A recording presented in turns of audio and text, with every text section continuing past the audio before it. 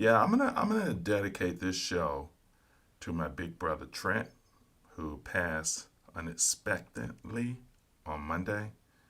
And so I'm here in Virginia. It's a whole crazy situation here. I'm from a family of seven of us. My parents, and five children. So it's the first time we've ever had something like this in our family, and being unexpected on Monday. We're dealing with a situation here. Funeral is going to be this upcoming Wednesday before Thanksgiving. So a very emotional and tough time. Wasn't sure I would even be able to do the bit out of that show today.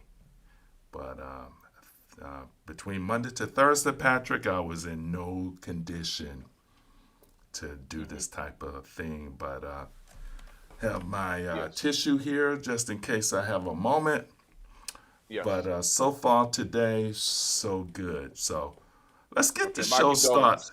What's that, My Patrick? condolences. My condolences. Hey, thank you. And for those out in YouTube land who may know my parents and would like to send out, your condolences, it would be appreciated. A text or anything. You guys have my number if you need to get in touch with me. So, Patrick, let's get it going. With that said, Yes. Trent, I love you. And you're watching down on me. I love you so much. So let's get it going.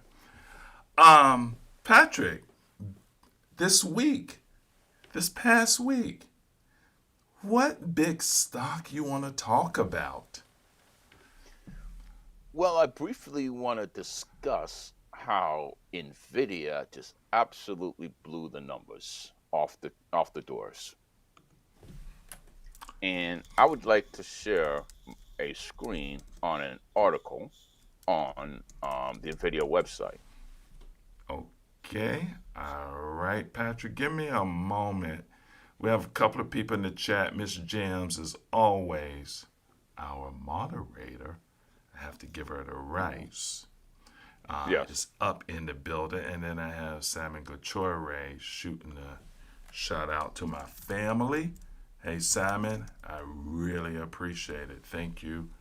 Thank you, Simon, a co worker and friend. So I'm just going to stop the show to give shouts out to that, man. People who know me know how much my big brother meant to me and still does. So, all right, Patrick, let's do what we're gonna do here. You want to talk Nvidia? Now, I was a little like, I mean, why are we talking Nvidia? We can't do a trade on it right now. The stock has run like crazy, and in the Nvidia call options I'm in. We just looked at it before going live. I'm up over 600, like 665%. Patrick, you are crazy. I've Yeah, it's in the three figures. I mean, I'm like multiple times up as well. Yeah, so we're still looking good there. But you want to share a little bit of the reportings of NVIDIA from this week. So, Patrick, go ahead and do that, and then we'll start getting into some of the other juicy stuff that we can do a trade on. So, please, my friend, take it away. Okay, so can everyone see the article that I'm highlighting here? Okay, let me put you up. Now we can, Patrick. We can see it. Okay, so I just want to briefly talk about the Please blow it earnings up, that. though, Patrick, please. So it's Okay, cell phone viewable. yeah, cell phone friendly. That's what I keep forgetting. But anyways, um, Nvidia announced financial results for third quarter of fiscal 2022, uh, and it recorded revenue of 710 billion, and that's up 50% from a year earlier. It recorded data center revenue of 294 billion, up 55% from a year earlier, and record gaming revenue of 322 billion, up 42% from a year earlier. The conference call also highlighted the adoption of many members in the industry, including Microsoft, Ericsson, cell phone company out of Scandinavia, Adobe, and many, many others that are starting to use the metaverse. So that was one of the major highlights. One of the major highlights of the conference call is that of the many millions of users who use the graphics card, only 20% have updated to the latest graphics cards, the 30 series Ampere cards. So it's got plenty of potential going forward.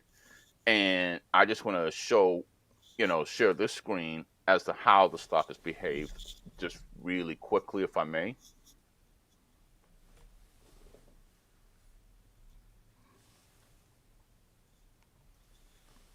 All right, can you all see this? Yeah, Patrick, we're there. We're with you, buddy. All right, and this is on bar chart. So right here, right after the close of trading on November 8th, the stock was trading at around 294, 295 a share, and then after earnings, the stock jolted to $327 a share. Right now, it's trading at around $330 and change. Nice. So it's been very, very nice. Yeah. Very nice, Patrick. Yeah, I was a little reluctant to show the Nvidia trade because we cannot get into it, but we've been talking about Nvidia for months now. It's about maybe eight months. So when it comes down a bit, we'll start, blowing the trumpet so people can make money and get in that trade. But certainly, it's been super successful for us. Yes. So let's get into what we want to talk about today. Let's talk about Rivian. Rivian went up like insanely crazy. Rivian is an EV car play. They're making trucks, I believe, Patrick. Yes. And will you explain what Rivian is again before I start to show some videos? Yeah, so Rivian is an EV company, does mostly trucks. It IPO'd, I think, maybe sometime earlier this month. And Ford has about 20% of the company. But anyways, it's got explosive potential. So why Rivian? And I would say, why are people buying Rivian? I want to share a video that I saw. What a person that I highly respect is Phil LeBeau. He kind of breaks down why people are buying Rivian, and I'm going to give you an alternative to Rivian, but check this out. LeBeau with the details. Phil. Melissa, today as Rivian shares were soaring relative to the IPO price of $78 when they first started trading, I kept on hearing from people, this valuation is crazy. And I would often say to these people who stopped me and asked me this question, I would say, well, why is it crazy? And they'd say, well, look at their numbers. They are losing money. They don't have any revenue. And the fact of the matter is, when you do look at the bottom line, at least in the third quarter, what's expected is a loss of up to $1.28 billion. Revenue, anywhere between $0 and $1 million. They're just starting to deliver vehicles. But that's not a surprise. Everybody knew this going in. So why is there so much anticipation for Rivian? Why is there so much appetite out there? Part of it is because of their order bank. They are with 100,000 orders in their pocket from Amazon, which is the large shareholder. They have 20% stake in Rivian. And then you've got the R1T electric pickup truck and the R1S, the electric SUV. Rivian has just over 55,000 of those. By the way, they have begun R1T deliveries, just a few so far. But this is the excitement that people have regarding Rivian. The expectation that electric vehicle sales, they're accelerating. We're going to be up to 1 million by 2023, 2 million in the U.S. by 2025. By the way, the previous estimate just 6 months ago was 1 million in 2025. So when you take a look at the auto market caps, this is the way it ended today. Rivian, a little bit behind General Motors at just under $86 billion. Nobody's close to Tesla at this point, but Rivian does have a larger market cap than Ford. finally, I want to talk about Ford and Amazon as you take a look at how shares of Rivian did today. Amazon has a 20% stake in Rivian. That's worth about $17 billion today on paper. And then you've got Ford. Its stake, 12%, is worth around $10 billion. Curious to see what happens from here, whether Amazon makes an even greater commitment. As they indicated, they did want to buy some more shares, and they are heavily involved in what Rivian is doing. Meanwhile, Ford no longer has a seat on the Rivian board, and there are some questions about how long will it keep its stake in Rivian. No indication they're going to sell right away, but is this something that they're going to hold, I don't know, 6 months, a year, 2 years from now? We'll have to wait and see. Melissa? All right, Patrick. Thoughts? Yes, I think it's the whole EV play. It's got a lot of interested parties in it, like Amazon, Ford. The I know that they plan to build this plant that is going to completely boost production of at least 200,000 to a million. It's I think it's got really good long-term growth if as long as they can execute, and it looks like they can. Yeah, that's the key if they can execute, right? But you keep hearing this name, the Ford Motor Company. Rivian Yes. just barely delivering any vehicles, and they are valued by market cap more than Ford. So I'm going to cut to the chase. I'm big Ford. Rivian, they need to prove themselves a little more. But let me go and share another video what Phil LeBeau had to say about Ford. We don't have those flying hoverboards yet either, Phil. While we have you, though, I do want to ask you about a tweet that was sent from Ford's Jim Farley saying that they have a plan to make 600,000 electric vehicles by the end of 2023, which I think is 2 times what their target had been previously. Can you tell us more about that? Nothing more than what he said in that tweet, and he was doing an interview earlier today with a trade publication where he doubled down on Ford's commitment for electric vehicles. Look, they've got the F-150 Lightning coming. That's going to give a huge boost to their sales. You've already got the Mustang Mach-E that is out there. They also have the E-Transit, which is their commercial vehicle. That's coming online. Jim Farley is ultra aggressive when it comes to the development of electric vehicles. And so this target that he's put out there for 600,000, that would make them, if they can hit that target, they would probably be number 2 in the world in terms of electric vehicle sales by the end of 2023. Obviously, Tesla is number 1. They're likely going to stay number 1 for some time. A lot has to happen between now and then, but I'm not surprised to see this from Jim Farley and his team. They are doubling down when it comes to EVs. Yeah, that's right. Ford doesn't want to be forgotten in that electric vehicle discussion. Phil, thank you so much for covering it all for us here tonight. Number 2. So Yes. when you're trying to buy any industry, you want the top 2. 2 or 3, best of breed. That's best practices. Did you hear that, Patrick? Yes. And not only that, Ford already has brand name recognition that Rivian might not have. Exactly. And they're already making money on cars and expanding and own 12% of Rivian. So very exciting. This new CEO that we keep talking about, Jim Farley, go back to September. Look at our show in September where we went in depth talking about the changes that Ford is making.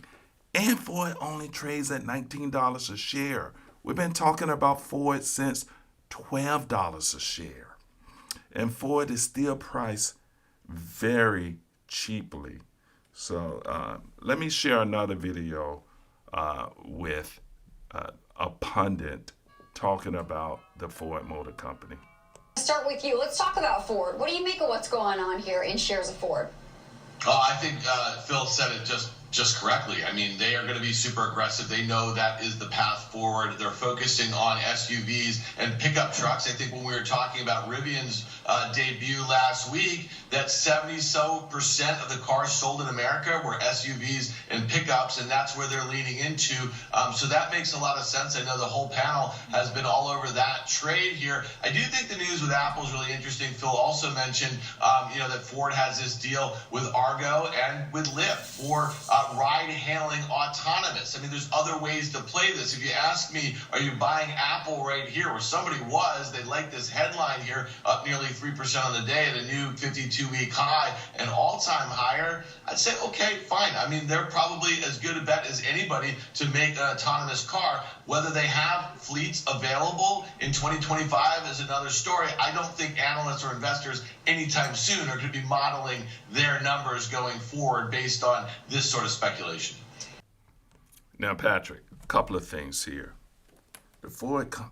Jim Farley, this new CEO, and for those of us who work for major corporations know, a CEO makes every difference in the world. Did you just hear? Ford has a partnership with Lyft as well. Yes. I mean, these guys are positioning themselves, and as they enter the EV market, they're going right after that truck space, the F-150 Lightning, the Mark E, which is an SUV, and they have that history and technology in building vehicles. They're building a battery plant. I think it's in Kentucky to keep up with demand. They're closing plants in non-profitable places internationally. And you're going to share an article in a minute where they're making money overseas for the first time since 2012 and 13, which is unimaginable with past CEOs who at all costs stayed in non-profitable markets. This Jim Farley guy is about making money, and his leadership is really going to make a difference. But let me show you something else, Patrick, on the Ford Motor Company, if I may. Let me see. Let me get over and see if I can share my screen. And I really would like to, but let me see here. See if I can share my screen here. Show you something. So here's the Ford Motor Company. Okay? Now, Yes. let me blow this up for our YouTube audience. Here. Okay, so the Ford Motor Company, Rivian is trading in the hundreds of dollars. Ford only $19.39. One. Let's look at the price overview. Okay? So, well, before I go to the price overview, let's show the charts. Look at Ford right here as related to the Bollinger Band. And I need to pour this over a little bit. It's not fitting on the chart, but what I was going to show you is Ford is off the charts on the Bollinger Bands, but it's not really fitting on the chart. But let me show you something else. Analyst rating for the Ford Motor Company. You do not have to just believe me. You can just look at the moderate buy per bar chart, the analysts, and how many people other than myself and some of the other pundits on TV think of the Ford Motor Company. Let me show you something else, Patrick. Let me go to yahoo.com. Previously, I was just on barchart.com, by the way, for those who want to follow. What do we buy when we buy stocks? We buy growth. Look at the projected growth rate over the next 5 years per annum, which means per year. 77%. And the stock is only trading at 20 right now. So you're buying growth. You can look at the past 5 years and why the stock performed so badly. You know, the growth wasn't there. This new CEO going into the EV space with the commitment, the battery factory, the leveraging with Rivian, where they own 12%. Also, plays with Lyft and partnerships, closing down non-profitable segments of the business. Boom, you're looking really, really good there. Those are a lot of bull cases for the Ford Motor Company. I want to show something else for Ford. Check this out. I'm going to go to Morningstar.com. Let me go back a bit. Morningstar.com. And then I want to click on valuation, okay? So I'll click on valuation. And let's just look at how, slide this over, and let's look at the current. And then let's look at the PEG ratio. We talk about it ad nauseum. The PEG ratio 0.7, 0.17, as we often explain. The multiple divided by the growth rate. So if you are 1 or below, that is cheap. This is not even 1. This is not even a half. It's still at 0.17.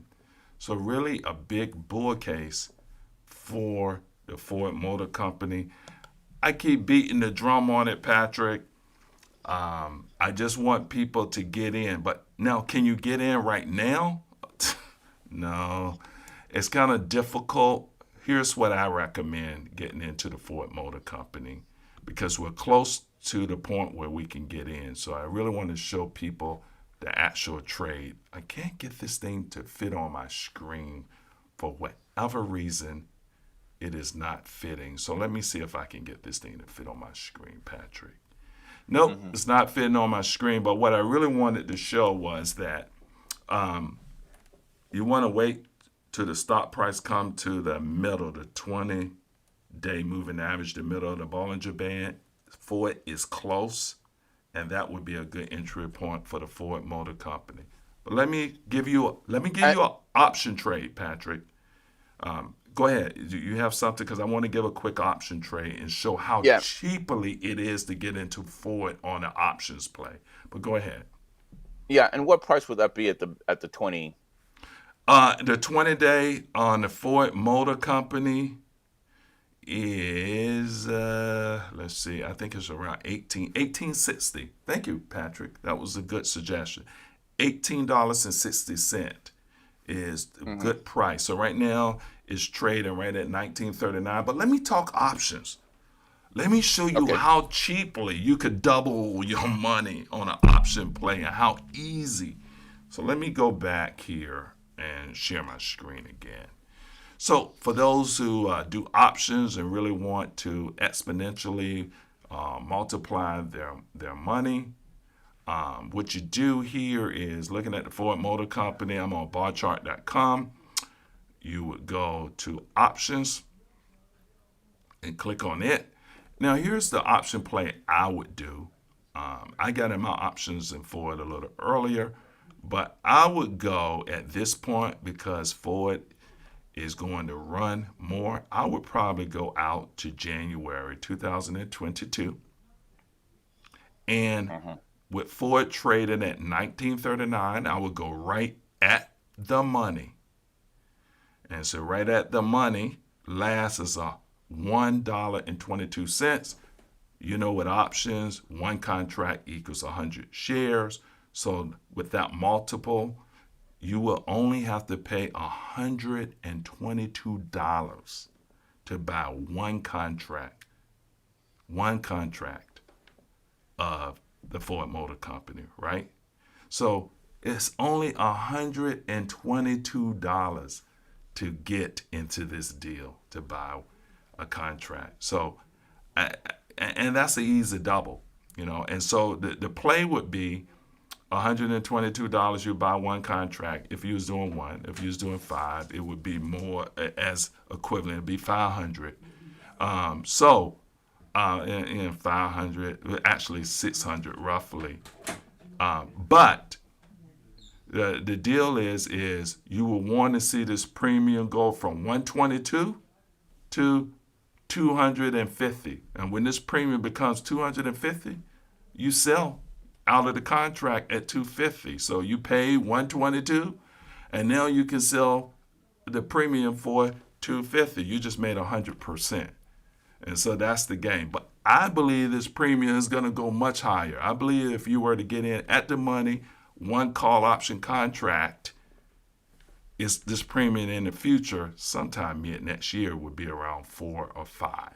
And hopefully we can remember this and come back and show you. So if the premium is around 4 or 5, you like quadruple your, you can do the math because this is what you pay. So, I mean, that's kind of the deal there, Patrick.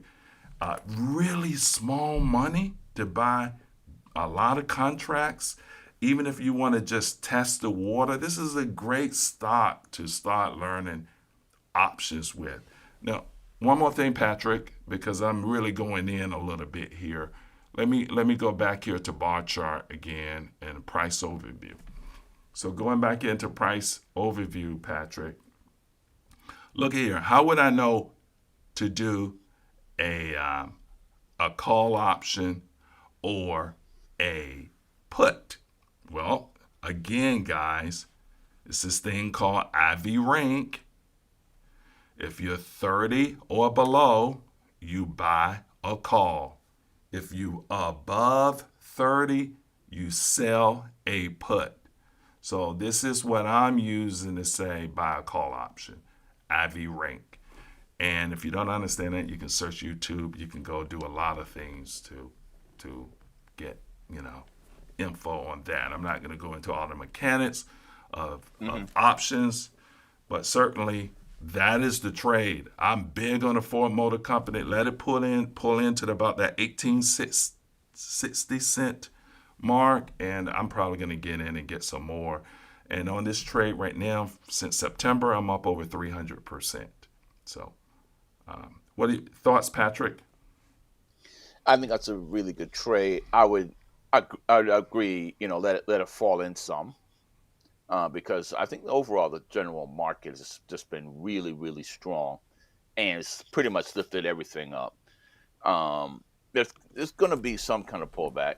So, but that's one of the ones you want to. Ford is definitely one of the ones you want to take a look at. I'd probably buy more shares and do that trade. It's a very cheap one to do, and that's a good way to learn. I had a question from Simon here, Simon Couture. He asked, what do you usually consider when picking the length days of a contract? For me, I just want enough time for the trade to work, and depending on how much upside I see, then I will pick that length. So if I feel like the stock has a catalyst to hit immediately, then I'm going to do a shorter length. If I feel like there's going to be a sustained catalyst that's going to keep the stock moving up, then I will go with a longer length of contract. So in this case, I believe that Ford is going to go up, but at some point it's going to stall because it's running up so much. So that's why I picked the January contract. But case in point, we just did a Disney earlier this week, and I picked the 2024 expiration contract. And we'll get into that later in the show. So hopefully that answers your question, Simon. All right, Patrick. So let's share an article. Maybe you can share an article on the Ford Motor Company before we go into our next trade, if that's okay, Patrick. Yes. So I'm just going to start sharing my screen right now. Give me one moment. It's an article that that both of us found on Morningstar. Let me see if this is the one. Yeah, this is it. Can you see this? Yes. Okay. Can you blow that up, please, Patrick? I shall blow that up. Thank you, sir. Yeah. Much better, isn't it? I need you to blow it up much more to be much better, please. Okay. Just to be honest. How's that? A little bit more? Yeah, that's better. But all right, Patrick, I think that is much better. Let's go Okay, for it. If you mechanics. can slide that over, let's do it. All right, so mechanics aside.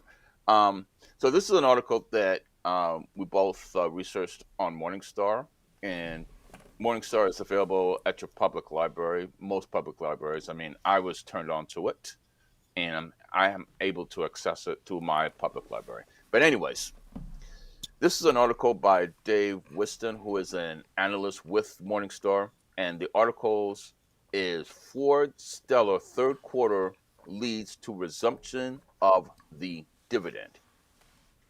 So Ford stock surged by over 8% in October 27th after hours trading when it reported third quarter results of adjusted diluted EPS of 51 cents a share that beat the analyst consensus of 27 cents per share.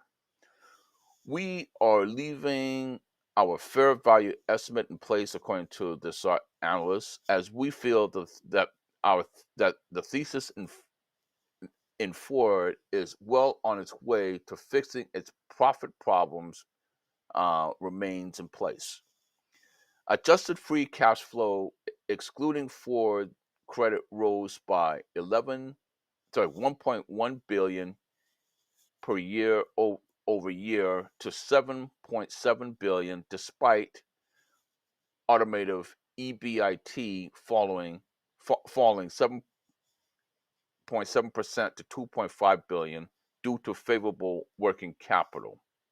The company saw a 32% sequential rise in wholesale volume from marked improvement in semiconductors, and the company ended the quarter with $31.5 billion of automotive cash and cash securities and $47.4 billion in automotive liquidity.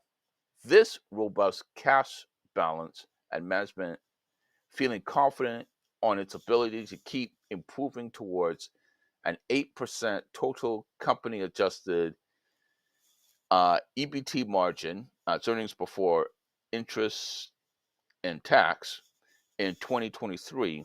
That's 8.4% for the third quarter. It means Ford is reinstating its quarterly dividend of 10%, of 10 cents a share payable on December 1st. The dividend was suspended after first quarter 2020 due to the pandemic, and over time, this analyst thinks that it will return to its pre-pandemic level of 15 a share. And this is very big because what this is doing is it's allowing almost a riskless free cash flow to your investment. So you're going to get the capital appreciation through its ventures in the EV space and others. And then on top of that, you're getting the dividend. So do the math.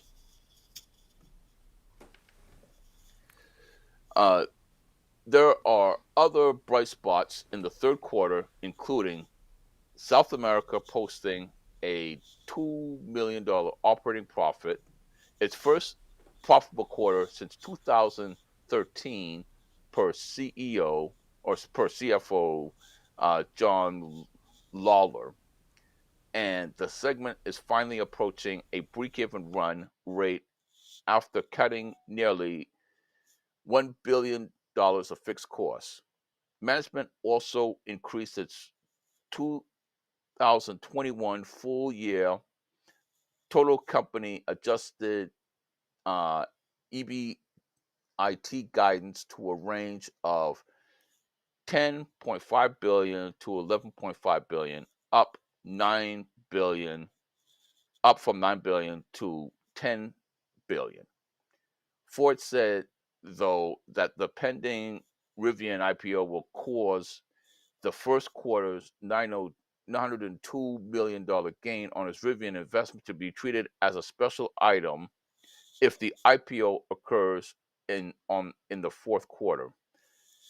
The higher 2021 guidance, net of excluding the $902 million gain is still about 600 million higher than previous guidance. Detailed 2022 guidance will be given at the fourth quarter earnings on February 13th. So I'll stop sharing the screen. All right, Patrick. I don't know what else we can give them on the Ford Motor Company. I mean, what do we buy when we're buying a stock or an option? We're buying the growth of revenues and earnings. And what is the price of a stock based on? It's earnings per share and how much the market is willing to pay above the earnings per share. And right now, the Ford Motor Company is trading at a multiple, which is the PE ratio or how many times the earnings per share, of around 9 to 10, right? For the It's very forward, cheap. for the It's very forward cheap. earnings per share. Now, Tesla, how much do they pay for a Tesla times the earnings per share?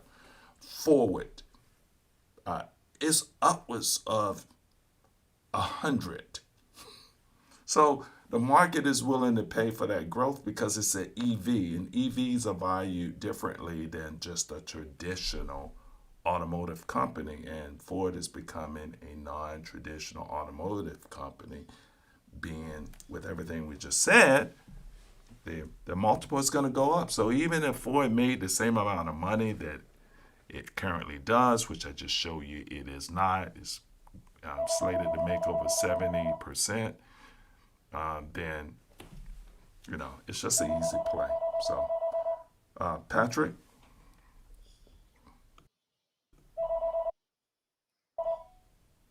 All right. Yeah, I'm still here. I'm still here. I just wanted you to comment on that. Oh yeah, yeah. Sorry.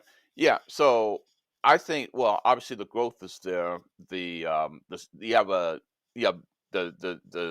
Jim Farley has been what the company needed, and if you look at the trajectory of the stock since he's been the CEO, I mean, it's just completely turned around.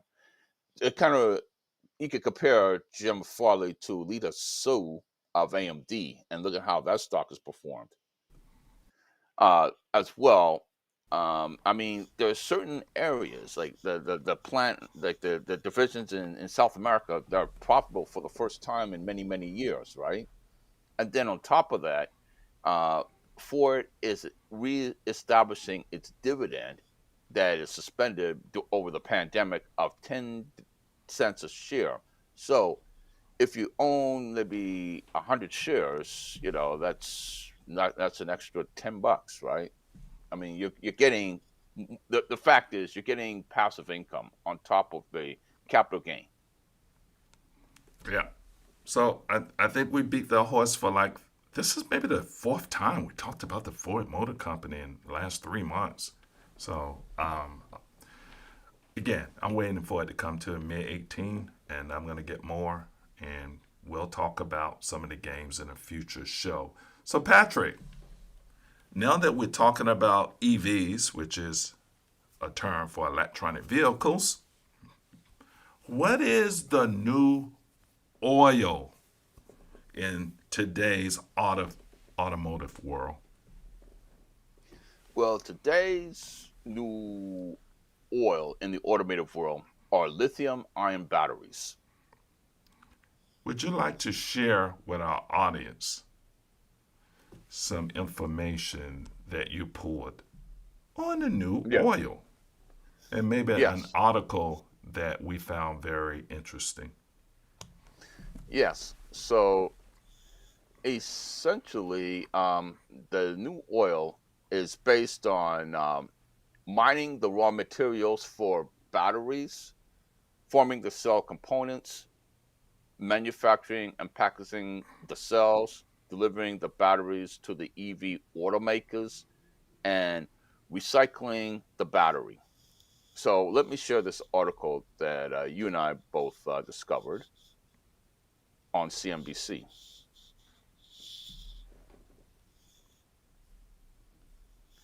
Okay, can everyone see this? Yes, we're with you, Patrick. We can see it.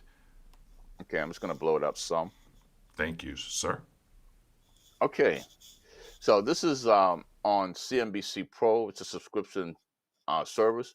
However, they give you a 7-day trial period, and I'm on that 7-day trial period. So, anyways, batteries are the new oil, says Morgan Stanley. Here are the stocks for every part of the supply chain. So, the global battery economy is the new oil and will reshape century old supply chains while establishing a new industrial order, according to Morgan Stanley. Much of the attention surrounding the electric vehicles focuses on car companies themselves, such as your Tesla, your Lucid, and Rivian, etc. But there are many more ways for investors to capitalize on a burgeoning industry. And in quotes, the true cost or the true cross asset space, the battery ecosystem is far reaching as a reflection of its transformative potential, the firm wrote on Monday in a note to clients. And other further quotations, beyond its direct application to the electric vehicles and the ESS, which is an acronym for Energy Storage System, the global battery industry sits at the nexus of equity sectors, ESG, and we've gone over that in the previous show, commodities, and public policy, to end the quotation. The firm estimates that the total addressable market for EV batteries will hit $525 billion by 2040, amid a sharp jump in EV sales driven by technological advancements and supportive policies. ESG factors will also boost sales. ESG, that's socially um, conscious investing. So we got environmental, social, and governance. COVID-19 and the societal shift it brought acted as a major catalyst as well. And Morgan Stanley believes the pandemic sped up the development of the battery economy by between 5 and 10 years. These drivers contribute to an industrial flywheel that accelerates capital formation, lower costs, and ultimately provides a path to commercial scale. The emerging battery economy is a story of BEVs becoming vastly superior in the cost and capability of internal combustion engine cars, the firm has said, the firm being Morgan Stanley. Given the scope of the battery supply chain, in order to determine the most exposed stocks, 25 Morgan Stanley analysts from around the world and covering 7 different sectors scanned their coverage universe. The battery portfolio, in quotations, as the firm calls it, encompasses every step of the battery from the upstream mining operations to the cell manufacturers and automakers, and finally to the recyclers. Roughly 60% of the battery's cost systems from the underlying raw materials, while remaining 40% stems from manufacturing and labor costs, according to Morgan Stanley estimates. And the firm divides the ecosystem into 5 areas with stocks for each step of the value chain. And as I was mentioning earlier, number 1, the mining of raw materials. Number 2, the forming of the cell components. Number 3, the manufacturing and packaging of cells. Number 4, delivering the battery to EV automakers. And 5, the recycling of the battery. So mining is the first step. The first step is mining the raw materials that make up the battery. While different chemistries are being developed, lithium is used alongside some combination of nickel, cobalt, copper, and aluminum.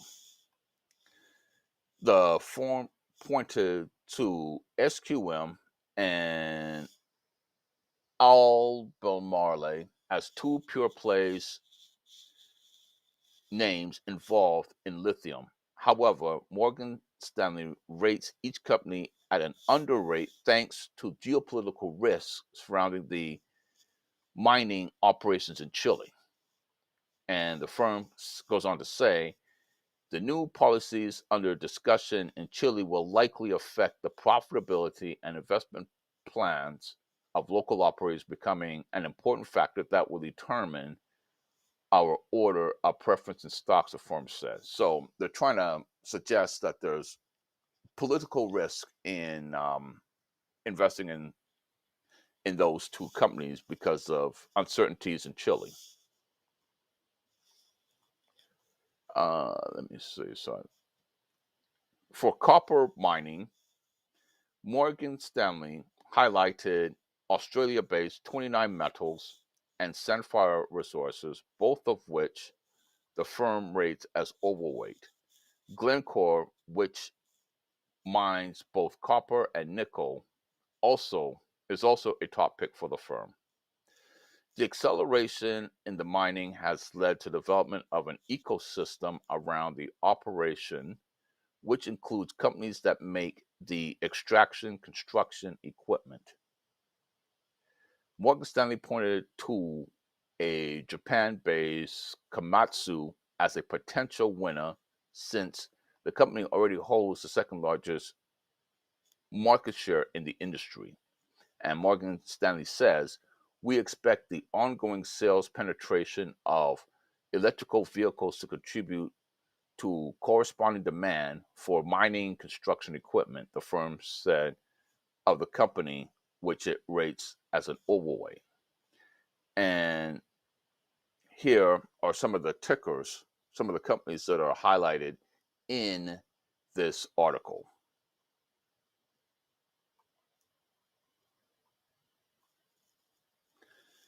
Cell components. Once the materials are mined, they need to be assembled into key components of the battery: the anode, cathode, electrolyte, and the separator. Morgan Stanley values this portion of the ecosystem at roughly $315 billion, or about 60% of the total battery market. Tesla is one of the companies working on both anodes and cathodes as it looks to become more vertically integrated. Morgan Stanley holds an overweight rating on the Elon Musk-led company.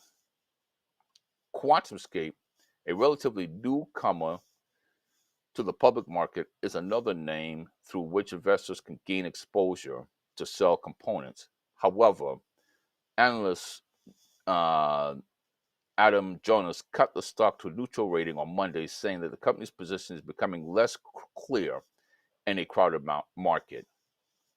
By the time, this analyst goes on to say, by the time we forecast QS to achieve commercial production at a scale, so that's forward year 2025, our team believes that the industry will have achieved significant improvement in the battery efficiency, and cost could diminish the value of the technological leap to solid state, he wrote in a note to clients. Also, the electrolyte space, within the electrolyte space, the firm has pointed to Japan-based Mitsubishi Chemical, which it rates as an overweight. In terms of the separators, the firm highlighted overweight rated Sumitomo Chemical, which is also based in Japan. So then the next up is the manufacturing and packaging the cells. Putting together the cell requires a multi-step manufacturing process and specialized manufacturing equipment, the firm noted. after manufacturing the cell, the cells must be grouped together in modules and packs that are ready for use in electric vehicles.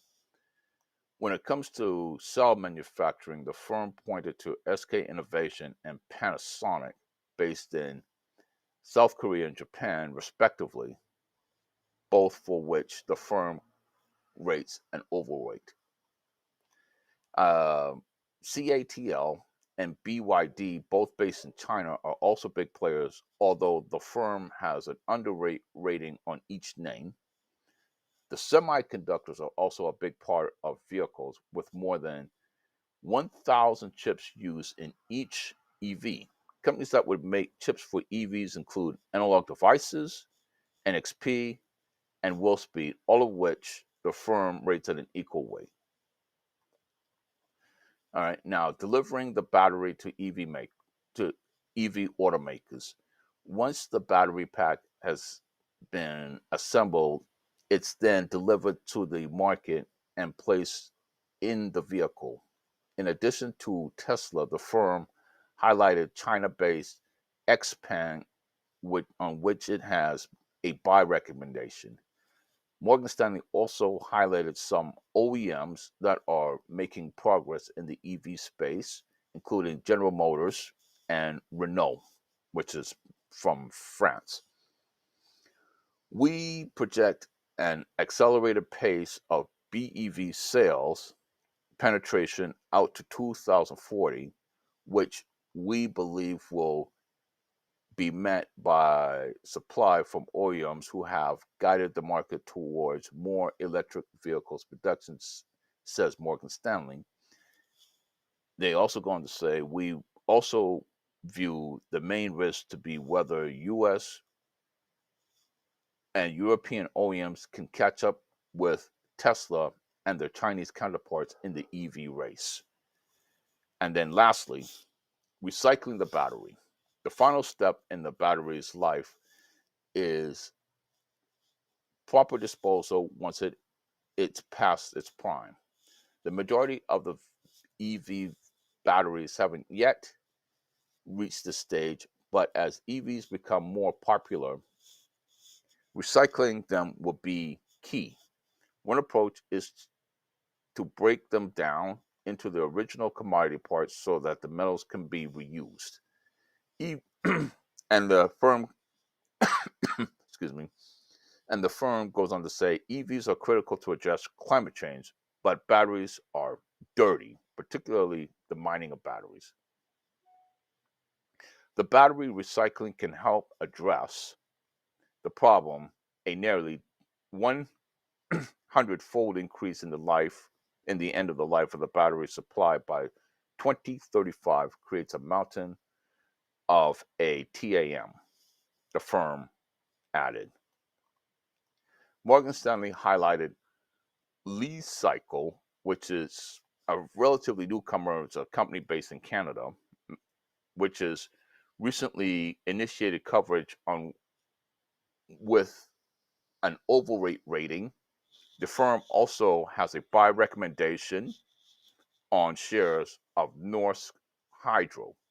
While there's no doubt a growing need for batteries to power EVs as the world moves away from fossil fuels, Morgan Stanley was quick to point to some of the risks around investing in the space, including commoditization and geopolitical tensions. So that's the article in a nutshell by CNBC. All right, so Patrick, with all of that said, what are the picks? How do you participate in the new oil, which is batteries? What are your thoughts? Well, I ran some of these companies. I think SQM, in terms of the mining, um, I I thought had a pretty good balance sheet, good chart, but again has a little bit of risk, geopolitical risk of what's going on in Chile. Um, this ALB, I didn't care for the the sales and EPS growth, Glencore. What did I say about Glencore? I didn't care about the EPS growth. Mm-hmm. Komatsu. What did I say about that? I think that's largely a foreign-owned company. I mean, if I did choose, I don't think they're they're better stocks in that space. Tesla, well, everybody knows Tesla. I think right now Tesla might be a bit overpriced, but they're the number one company to catch up to. So they're a bit of a benchmark. Oh, Again, there was I one think pick though. There was one pick that we really liked. We looked at the charts before going live out of this yeah, whole battery space. And do you remember what that pick is, or should I refresh your memory? I know which. Yeah, no, I understand the pick, and the one pick out of all of these, if you want to cut to the chase, is analog devices. Would you tell us why? And the chart for ADI, if you're familiar with looking at how we do it, we look at the 5 year chart weekly as compared the stock price compared to the 200-day exponential 200-day moving average. And when you look at ADI, it's a beautiful chart for long-term growth. But go ahead, Patrick. Yeah, I like ADI because of well, first of all, it's relatively cheap with a PE ratio of 31. Um, it's got good EPS and sales growth, so they exceed 21% year over year for each of the 4 quarters. Um, I like the chart formations. Um, if I were to show, let me show bar chart real quick. Yeah. Very quickly, and we'll go to the next segment. I really want to talk Disney. I'm itching to get to Disney, but go ahead, Patrick, please. Yeah. So let's go to bar chart. Go right here, the 5 year chart. Hold on for a second, Patrick. Hold on. Let me get you going here. Let's see. Just let me know when you're ready. All right. Go ahead and share your screen, please, and I'll pop you up. I mean, I think as a brief overview, if you to look at Yep, we're sharing. You're the sharing your screen, Patrick. Go ahead. if you to look at the brief overview, this is a 5 year chart and a 200 period moving average. Except for the pandemic decline, this stock has consistently held above its 200-day moving average, and the 200-day moving average is pointing upwards, and that's one of the key criteria of choosing stocks, is that it's got to be over a long period of time consistently above the 200-day moving average. There you go. So stop sharing that screen. I also just want to briefly share a more detailed screen. Okay. Let me know when you're ready, and we will share that. Okay.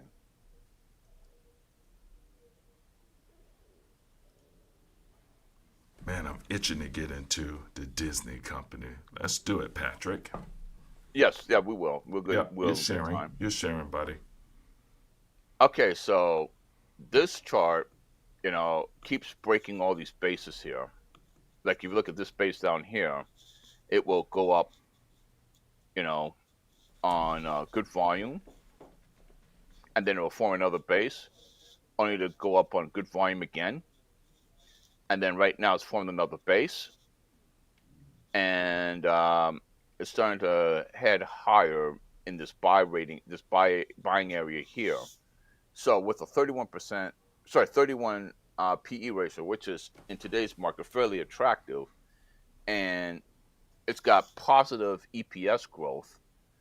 That's one of the reasons why I like the stock. Yeah, good deal, Patrick. Okay. See if I can. And just and The the screen let's is see, pretty small, Patrick. I'll say, but I Yeah. don't want to mess you up. Go ahead, please. Yeah, and then also let me see if I can blow this a little bit more. Go. Yeah. Patrick, you Yeah, got okay. a lot working there. Maybe you can describe it. There's a lot going on there, buddy, but go ahead, please. Okay. But anyways, the fund ownership is also going higher. So the institutions are looking pretty good. Really like the stock as well. Okay. All right, Patrick. Let me see if I can get us back up here on the screen. See if I can get myself back in the picture. I tell you, dude, this technology is a mother. So, Yeah. all right. So, Patrick, I mean, there we go. The new oil, just to close the show, the battery. But let's talk about a trade, Patrick. I'm going to ring the bell. I'm going to pound the table again. What stock was I pounding the table on last week? We were talking about Disney. And guess what, Patrick? Disney is even cheaper this week. And I got into the trade last week. True to form, I said I would get in the trade last week. And I actually got in the trade. I actually put up about $40,000 on the Disney trade. I'm just going to keep it 100. So I really want to share how Disney is even a better buy today as of the close of this Friday, and that trade is still there. And I want to share some commentary from some of our pundit friends that we respect a lot. So Julian Bolstein, she did an interview with Bob Chapek. And Bob Chapek is the CEO of Disney. He took over for Bob Eisner, and he's really carrying the torch of innovation for Disney. And Disney got creamed last week. Really. Going into earnings, I was betting that Disney would but Disney got creamed because they missed their subscriber growth numbers. But I want you to check out the leader of the Disney company and see why you should invest in Disney. And I'm going to show you why it's even a better trade this upcoming week. So you ready, Patrick? I'm ready. All right. Let me show you Julio Bolstein's interview with Bob Chapek. About with the details, Phil. Melissa, today as Rivian shares were soaring relative to the IPO price of $78 when they first started trading, I kept on hearing from people, this valuation is crazy. That's the wrong video. Let's go with the right video, Patrick. Melissa, thanks so much. And that's right. I'm joined now by Disney CEO Bob Chapek. Bob, thank you so much for being here straight on the heels of your earnings call. We're very happy to be back in person. Nice to be here. So, Bob, a lot of focus on those Disney Plus subscriber numbers. The 2.1 million added was in line with what you said would be low single-digit millions, but much smaller than the 9 million that analysts had been anticipating. And this does raise some concerns about how you are going to get to those long-term goals. What do you anticipate being the drivers over the long term? How are you going to hit those numbers? Right. We reaffirmed our guides of 230 to 260 million households, and we believe that there are two primary drivers of that growth. First one is going to be the expansion into new markets. We're going to double the number of markets that Disney Plus is in international territories by fiscal year 2023. And the second component is obviously going to be new, fresh content across all of our wonderful Disney franchises. Yeah, a lot of focus on that investment in content. And a question as you think about investing more in local language content, because that was a big piece of news on the call there. Does that mean that you anticipate being able to raise prices internationally? The international subscribers traditionally have lower average revenue per user than the domestic ones. We have 340 new originals planned for our international markets over the next couple of years. So we are making a substantial investment in local content. We do believe that we offer a tremendous price value to consumers around the globe. And all of our research indicates that. And as such, we think we've got some headroom, if you will, in terms of pricing in the future. Headroom in terms of pricing, but you just had this really big discount that you were offering for Disney Plus. What does that tell us about how Disney Plus subs are doing so far in this quarter, and what you anticipate doing in terms of internationally raising prices as well? That promotion was planned a long, long time ago because it's a trial promotion. You know, if after being in the market for 2 years, if people haven't tried Disney Plus, we want to give them a little incentive. It's only for 30 days, and we believe that a large number of those subscribers will stay on with the service once they see how fantastic it is. And we believe that because our churn rates are extraordinarily low. So that makes it a pretty good proposition to come in and, you know, have a trial type offer like that. Now, one area of strength in those streaming numbers was ESPN Plus. Better subscriber growth than anticipated, and also higher revenue per user. You reiterated your commitment to sports in general. What does that mean in terms of what kinds of sports rights you might go buy? The NFL Sunday Ticket, those rights are out there. Does this mean you're determined to get them? Well, we are in discussions and negotiations with the NFL for those rights. We think they would make a particularly good addendum, if you will, to our ESPN Plus service, given the nature of what they are. But we're very bullish on sports. We mentioned during the earnings call the idea of gambling as a new revenue stream, a newfound revenue stream for us, which we think is spectacular.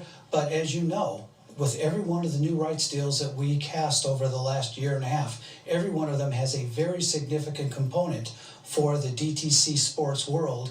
And so we're very bullish on ESPN Plus growth in the future. Does that mean you have any more insight into when you might separate out ESPN Plus in terms of totally taking some of those rights that are on TV and shifting them over to streaming? We're going to let the consumer be our guide there. The more and more the consumers try ESPN Plus and enjoy it and subscribe to it, gives us the wind in our sails, if you will, to believe that that's really where the consumer is going to go. And so we're gradually making those types of changes where we take a bit more every month, every quarter into ESPN Plus, and so far it's been a very successful experiment. So speaking more broadly about the competitive landscape, you have Amazon buying sports rights, you have Apple potentially in the running for those NFL Sunday Ticket rights, and then you have Netflix, which has just been investing so much in content, forecasting a very strong fourth quarter. How do you see your services playing into this increasingly competitive landscape, and do you think that's one reason you didn't see the growth that some of the analysts had hoped for this past quarter?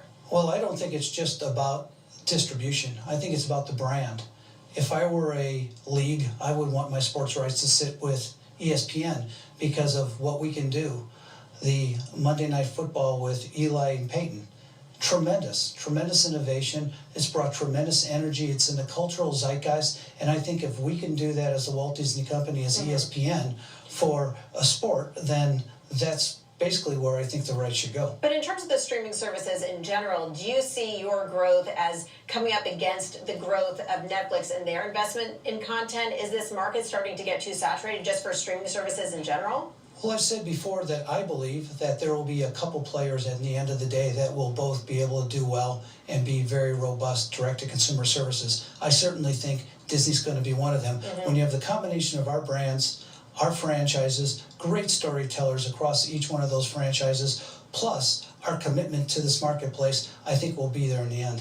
Talk to us about the theme parks. Greater operating loss than anticipated. What are you seeing right now, particularly for bookings for next year? We're seeing really great demand. Very thrilled with our demand, not only internationally, but especially domestically, but particularly, again, because of our guest experience improvements at numbers per caps, if you will, that are very, very strong and very, very healthy. So not only do a lot of people want to come, but when they come, they want to really engage in Disney. On the call, you mentioned the Metaverse. Will we all eventually be paying Disney parks prices to go into the Metaverse? What is your vision for Disney in the Metaverse? Well, my vision is to use Disney Plus as the platform for the Metaverse. I think it really blends our physical beings with our digital beings and creates a three-dimensional canvas, if you will, for our creative storytellers to paint so that we can create experiences that otherwise have been defined as it's a park experience or it's a movie experience or it's a book experience. I think those all come together without boundaries, without borders, without constraints, and our creatives are just biting at the bit to get into the Disney Metaverse. And just so I'm clear, would this be something where you're wearing a headset, VR goggles? Yes and no. It could be that, but I don't think that every one of those experiences is going to necessarily have to have a headset on. That is not our plan. So from the virtual world to the very physical world, tell us about what very tangible things in the real world, the constraints you're feeling from supply chain issues and also inflation. How are both of those factors impacting your business? Well, we talked a little bit in the earnings call, a little bit about what's happening to the ad market because of some constraints and like automobiles and things that are electronics have chips in it. We're seeing some of that. We are seeing a little bit of supply constraint in our consumer products businesses. You know, we're in 163 different categories with our consumer products business all over the world. So we definitely are feeling a little bit of a pinch there, but our underlying demand for consumer products is very, very strong because of the strength of our franchises. And just a final question about your theatrical movie business. You just had a big release with Eternals. You have some more movies coming out which are going to have an exclusive window, but you said on the call that you want to have flexibility.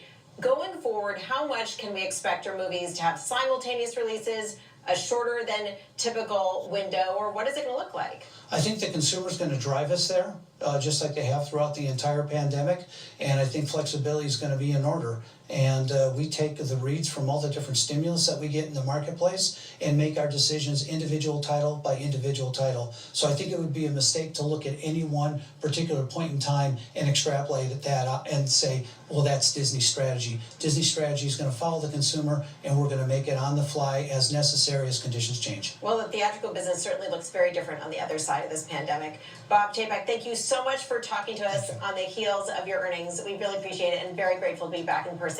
Melissa, back over to you. So, Patrick, that was a long clip, actually 8 minutes, Yes. 8-minute clip. But, you know, words speak for themselves. Thoughts on what you heard there, my friends. There were a few poignant moments. Yes. So it's first of all, it's the brand name. That's probably one of their biggest strengths. I also heard about the the growth in theme park attendance, the growth in the ESPN Plus. These are all great These are all good revenue drivers, in a nutshell. The stock got punished over the last week. And I think they Yes. reported like 2 Wednesdays ago. So not this past Wednesday, but the previous Wednesday. But they got punished because of subscriber growth for Disney Plus.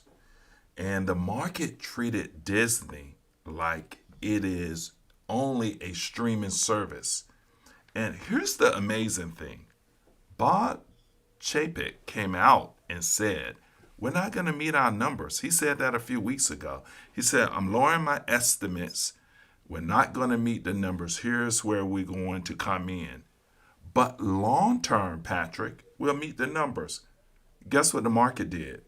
The market thought that Bob was sandbagging, just lowering the numbers so he could beat them. And when he did what he said he did, they punished the stock and treated the stock just like it's just a streaming service like Netflix. But ESPN, as you heard from Bob, is much more. Yes, it is. It is a theme park. It released Yes. movies, over 300 movies upcoming. It's building overseas. It's streaming service that it did miss this quarter. Bob says he's still online to meet the overall numbers he previously forecasted in the future. So I trust him. He's executing. The stock is getting punished. It's a great opportunity to buy.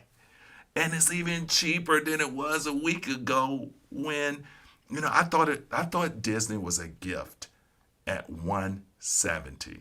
I thought it was unreal at $160 a share. Let me show you where the Disney company is trading right now, my friend. Let me see if I can share my screen here. Hold on for a second.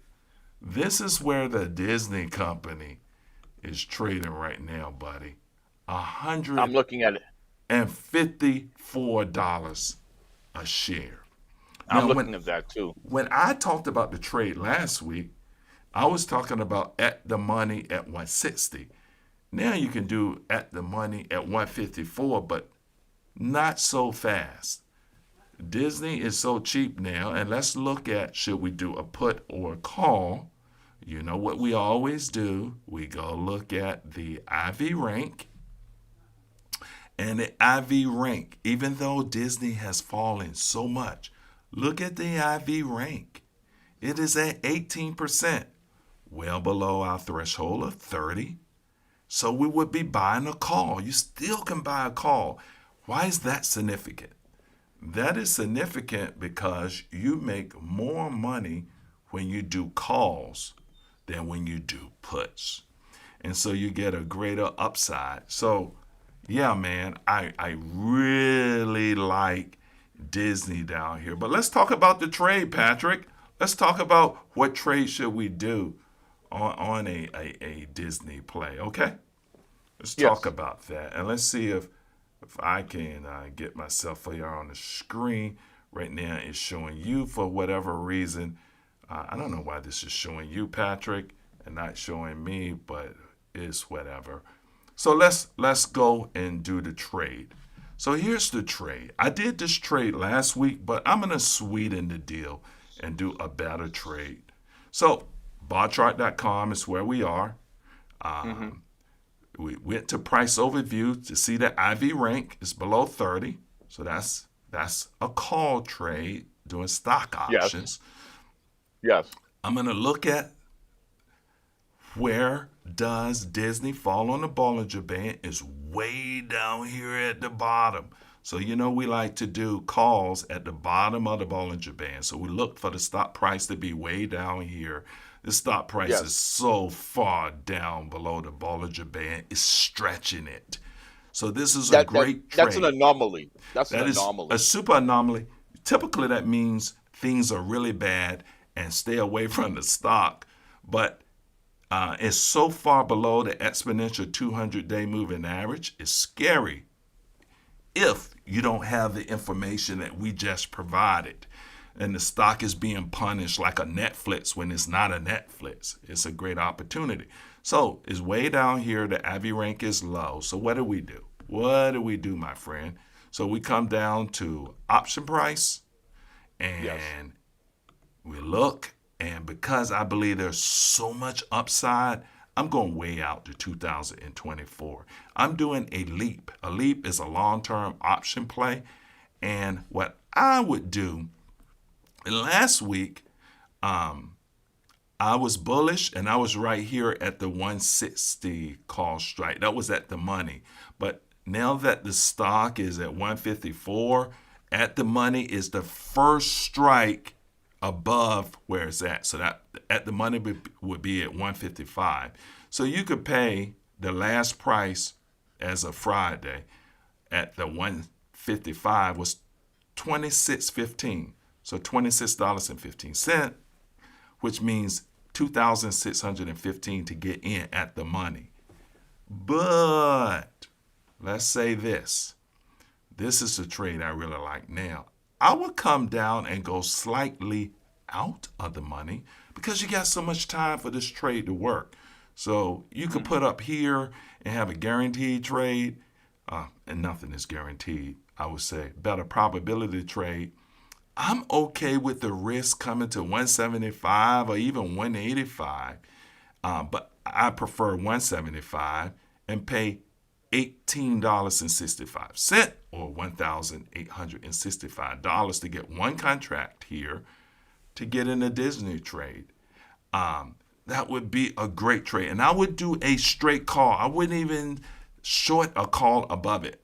And this premium that you pay at $18.65, what you're saying is in 2024, Disney is going to be above 175 strike plus the premium you paid.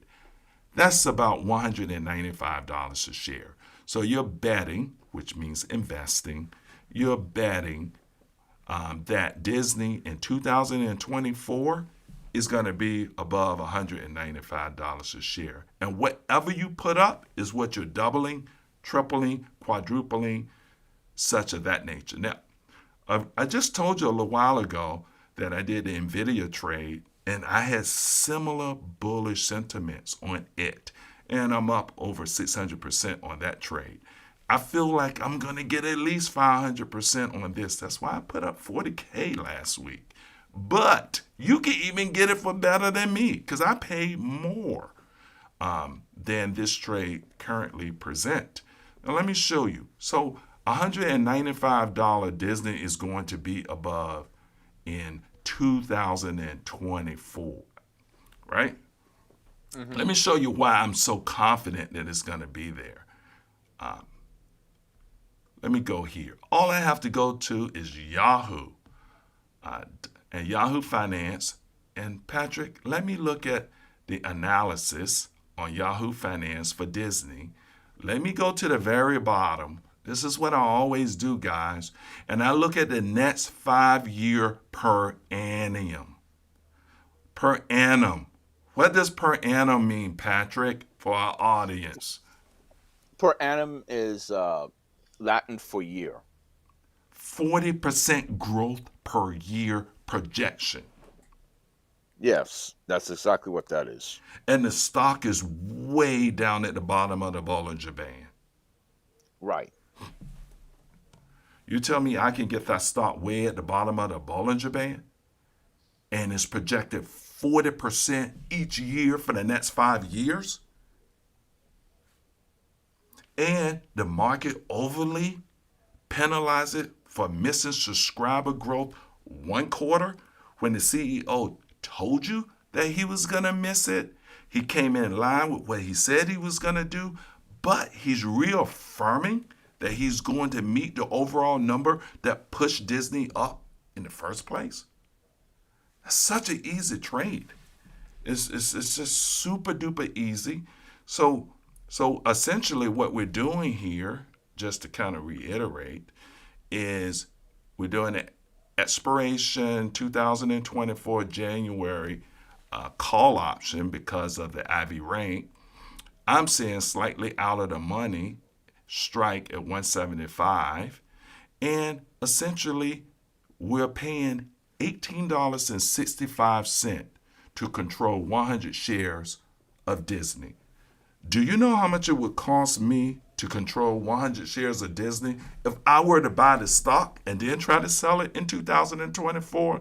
You want to take a guess, Patrick? It would be 17,000. Hold on. How much is Disney trading for right now? Right now, it is trading at $154 a share. So you multiply that by 100. So if I were to outright buy the stock, I would have to spend $154,000. No, 15,400. Sorry, 15,400. I got a little excited. That's okay. Yeah, $15,400 to control 100 shares of Disney. How much I have to pay to control 100 shares of Disney, Patrick? This is how much. I have to pay $1,800.65. And not only am I going to buy more contracts than one, I'm going to buy, I bought a lot of contracts. I'm going to buy enough so that I can control a lot more than 100 shares at this rate, right? So that's the deal there. Now, the strategy is this. That $18.65, Patrick, Yes. Midsummer next year, this premium should be around 50, maybe 75 to buy these contracts. And guess what I'm going to do? I bought it at $18.65, the contracts to control the stocks. And when the premium is around $75 a contract, I'm going to sell all of my contracts and keep the profits. And so people ask, so how do you do that, Troy? Do you have to buy the stocks? You have to exercise the contract and get the stocks and resell them? No. All of the numbers are already worked out so that you never even have to buy the stocks. All you have to do is control the contract premium. You buy the premium at one price, you sell it at $50, $75 premium in the future, and you make a buttload of money. So, Patrick, your thoughts? I think that's a very good trade. If especially if this is a man who's been pretty open about what. I mean, he did warn that the earnings and profits are going to be a little bit lower, and of course the stock got punished. I think this is an anomaly. Definitely, and that's the bet or the investment. Let me play a couple of other videos. What other pundits had to say. This one is from Tim Seymour. So let's hear what Tim Seymour had to say. With Disney CEO Bob Chapek, Tim Seymour, did you get the answers you wanted to hear as a shareholder? Well, the commitment to content, but the commitment to new markets and the understanding that I think Disney holds the cards. They have the brands and they have this flywheel. So they're also in a position where they're going to move with technology. And as Bob said, we're going to listen to consumers and we're going to see ESPN is still a wildly powerful brand in sports. And it's just linear TV's demise is not necessarily ESPN's. So I think, again, they control the levers here. New markets and content are the keys to the stock, and they've given you a sense that the second half of 22 is going to be very exciting. You got that, Patrick? And then I want to play one more. I want you to hear what Dan Nathan had to say. Be looking to possibly get in at around here. Did he say anything to convince you either way? Well, I think Bob always is very clear about exactly the direction you said it, Melly. We talked about that earlier before the earnings about what he had promised about what's going on, and it's exactly right. So I think we do need to listen to him. I think he's doing an outstanding job. Patrick, I want you to hear this in particular, okay? Yes. Okay. Be looking to possibly get in at around here. Did he say anything to convince you either way? Well, I think Bob always is very clear about exactly the direction you said it, Melly. We talked about that earlier before the earnings about what he had promised about what's going on, and it's exactly right. So I think we do need to listen to him. I think he's doing an outstanding job of listening about just about every different aspect of the business itself. He even obviously touched on the metaverse and everything. So it's a combination of the betting, the sports, and everything else, and the content. I'm pretty impressed with what he had to say. I do think. So, I mean, I didn't even mention the metaverse, Patrick.